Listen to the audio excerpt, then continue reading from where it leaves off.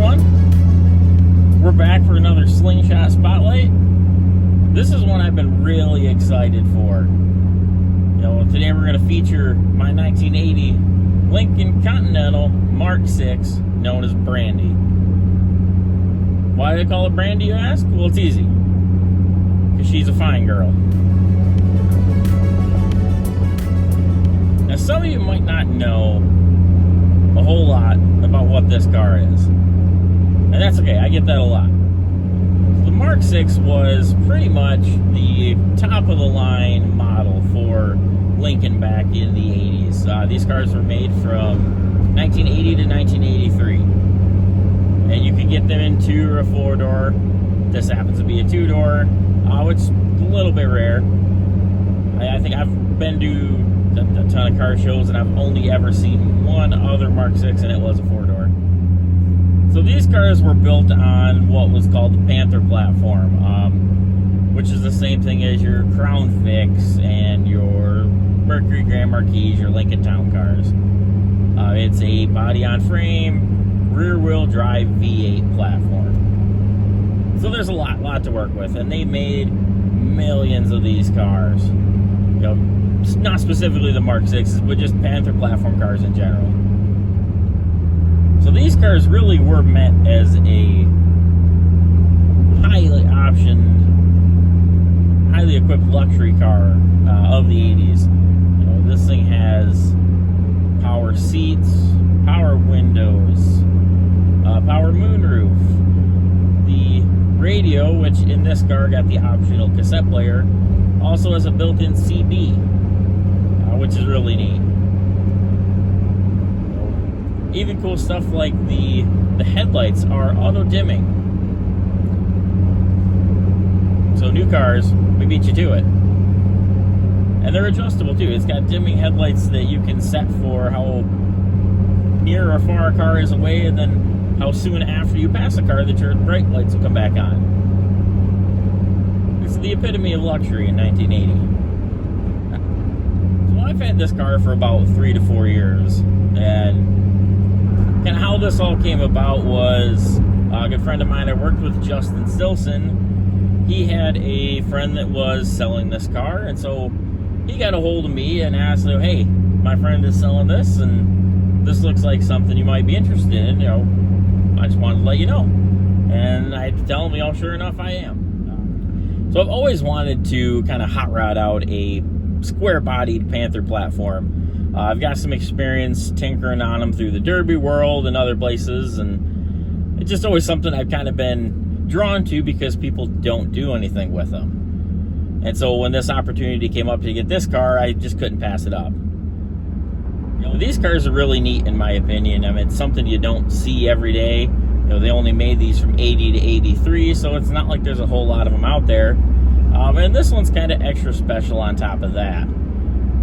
Some people notice right away, some people don't, but most every other Lincoln, your town cars, your Mark VIs, anything that you would have got back in this era would have had a vinyl top. And then especially get into your Continentals and the Mark VIs, nearly all of them had the opera windows. There were some special editions, like designer series, that didn't, but they still would have had the vinyl tops on them. But this car doesn't. And at first I thought maybe that, okay, somewhere down the line, somebody's gone through and pulled the top, welded in the window, and did all that stuff, which is fine.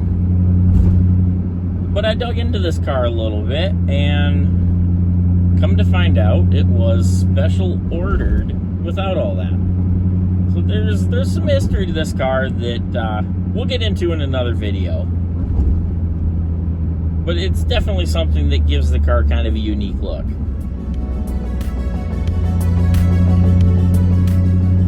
So I really haven't done a whole lot to the car outside of a handful of mechanical things. Another noticeable thing exterior-wise on the car is I did swap out the wheels and tires. I got a set of 14-inch Magnum 500s, which funny enough came off of an AMX that we had in the shop. And I think a couple of them still have the American Motor center caps on it. We'll be fixing that eventually. Interior-wise, I haven't changed much of anything either. The interior is fairly complete and in fairly decent shape, so for now we've just kind of left it alone. So under hood, we still have the 351 Windsor, which I do believe to be the original engine to this car. With the Mark VIs, you could get either the fuel-injected 5-liter, or you could get a carbureted 351. And this one had it. 1980 was the only year for that engine option.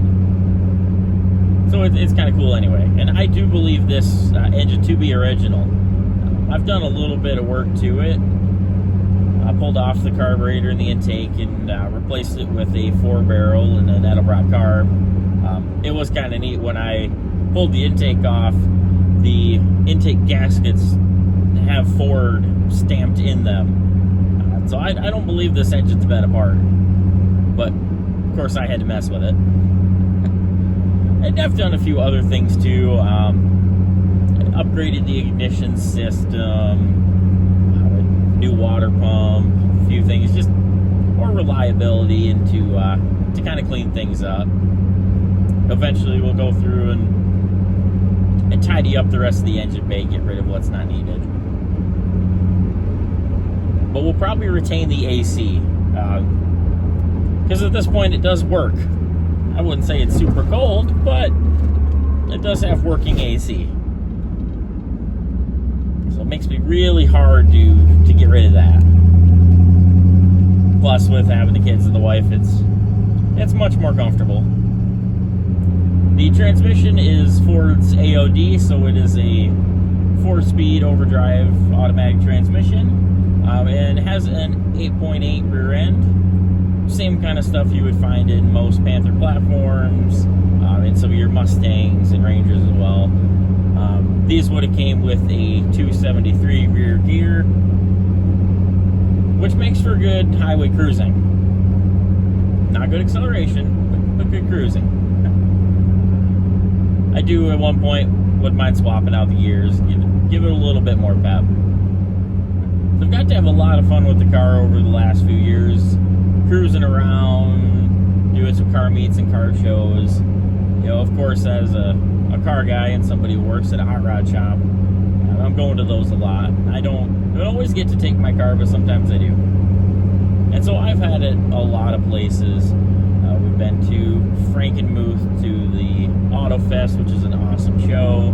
I've had a lot of local stuff, the Bay City Car Meet a few times. Of course, American Gassers Open House. Been to the Tri-City Dragway show last year, which that was fun. I am registered for that again. So, can't wait for that. That's gonna be, that in itself is just a cool show. And then yeah, I've had the car downstate. We took it to Roadkill Nights a few times. Took it to a couple Cars and Coffee at M1 Concourse, and even cruised it on Woodward for a bit, which for anybody that knows the historical significance of Woodward Avenue, it's pretty awesome. But probably some of the most fun I've had with the car was, well, last year we took it to St. Ignace for their big car show up there, and we got together, a few of us from the shop, my brother, Jake, and Zach, who used to work with us, who's a great fabricator. We met up, did a couple cars, and we cruised up the coast to the show. So we met up, cruised up 23, and made a day of it. I mean, it took a while, but it was so awesome to cruise a couple old classics up. You know, lakeside, awesome views, got some cool pictures and opportunities, and had a few cool stops along the way. Got to see some cool stuff. So that's been a lot of fun. Got a handful of things picked out for this year we're going to do. Of course, we're going to do St. Ignace again, Tri-City. We'll have it up in my hometown of Beaverton. We'll do the 4th of July parade, which we got to do last year. We had this and Dad's 73. But now we've got the 78 running as well, so I think we'll do all three of those. That'll be pretty cool.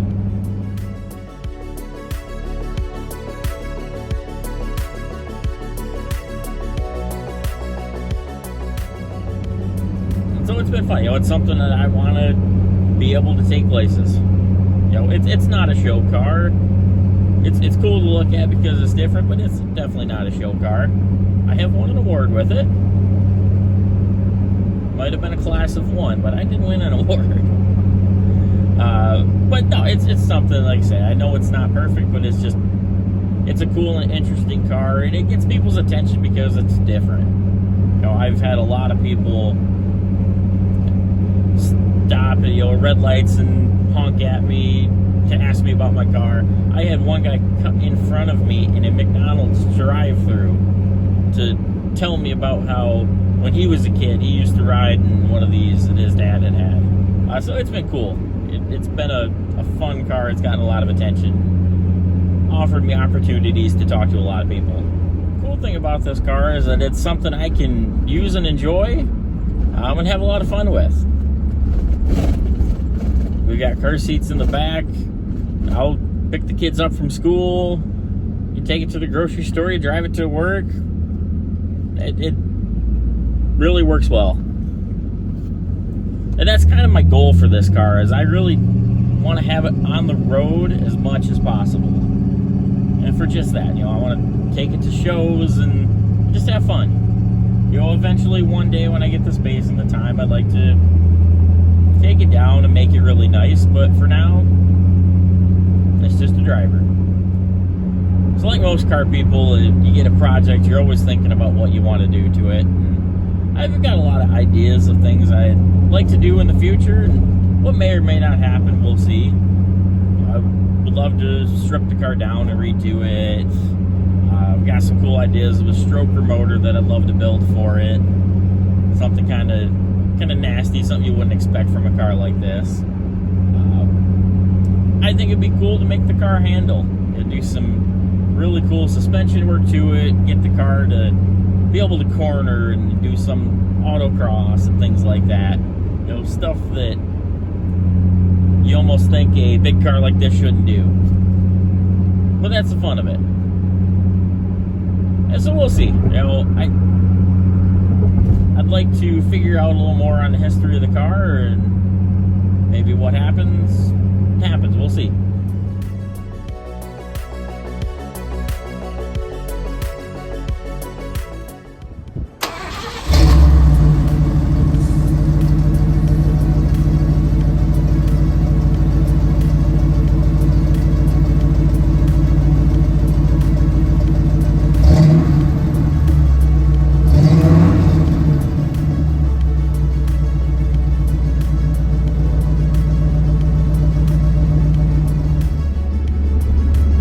Hopefully now you guys are a little bit more familiar with Brandi. Stay tuned. We'll be lots more adventures and fun to be had with this car. I appreciate you tagging along. Be sure to like and subscribe. It's always appreciated. Take care.